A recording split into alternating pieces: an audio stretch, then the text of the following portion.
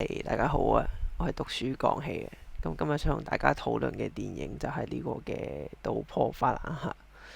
咁講明先，我覺得呢套電影拍得唔好嘅，其實我覺得唔係好好睇。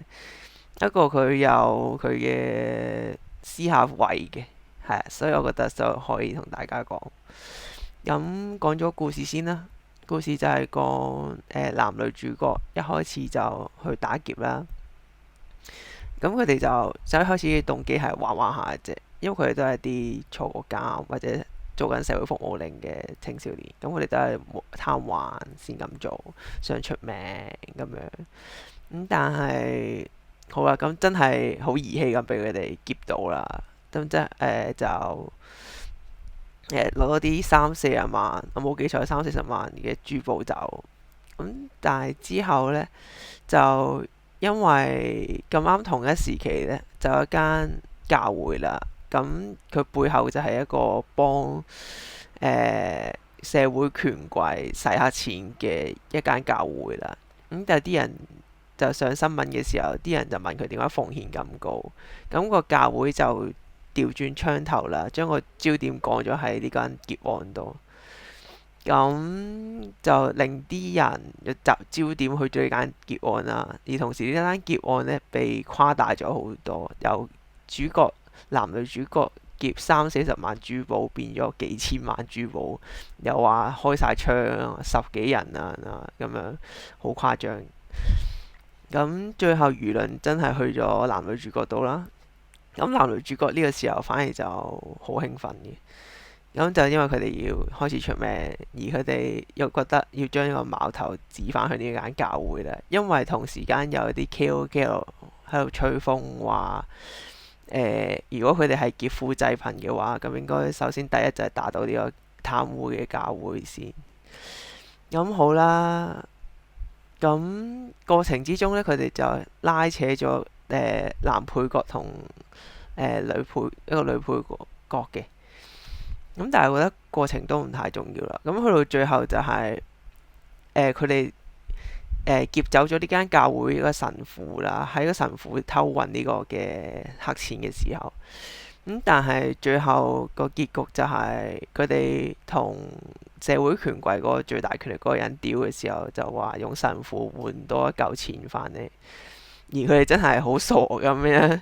聽人哋講去邊度換錢就派人去邊度換錢，去邊度俾人就邊度俾人咁樣。最後神父就俾人直接殺咗啦。而男主角都因為咁樣死咗嘅。而女主角就因為呢件事受到好多打擊啦。講埋男配角同女配角都俾人拉咗嘅，就冇死到嘅。而女主角就走甩咗啦。最後女主角就變咗將個 ending 就係佢將佢攞神父偷運嗰班黑錢就掉落街啦，真係劫富濟貧啦。就講緊女主角好似真係又有開始玩玩下，變咗佢真係要對抗社會權貴，變咗羅賓漢咁樣。我估嘅象徵就係後末咁啦。但係我會話我覺得個古仔其實唔差嘅，但係佢拍出嚟真係麻麻地。因為佢頭一個鐘，我講咗佢3個缺點先啦。第一就係角色嘅動機好模糊，我唔知佢係唔夠膽寫啊，定係真係佢純粹寫得咁淺白，或者留太多空間俾觀眾想像。其實角色嘅行事動機都好模糊嘅，你係完全理解唔到女主角點解會咁大勇氣去挑戰社會權貴。係啊，就係特別係佢綁架咗神父，發現佢哋真係貪污咗300幾萬美金嘅時候，就正常都知呢件事好大鑊，應該係玩唔起。同時間佢哋都冇權力去做呢件事。係啦，首先就係推動成件事嘅女主角個動機好模糊啦。其次就係角色嘅之間嘅感情都唔夠時間鋪排，就係其實男配角同女配角，你唔明點解佢哋個關係會咁深厚啦。而男主角同女主角呢，你會明啲嘅，但係你都唔會好大感觸。特別係男主角最後死嘅時候，我都覺得冇乜特別感覺，就係咁樣。咁第三個缺點就係太拖戲。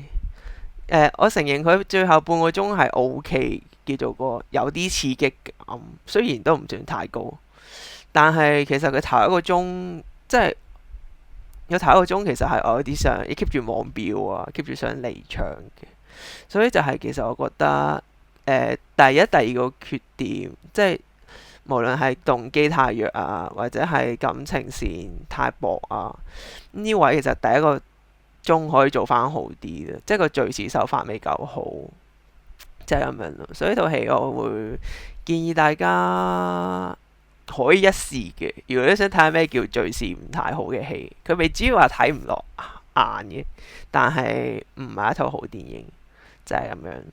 好，我嘅今日嘅評論就係咁多啦，希望大家中意啦，拜拜。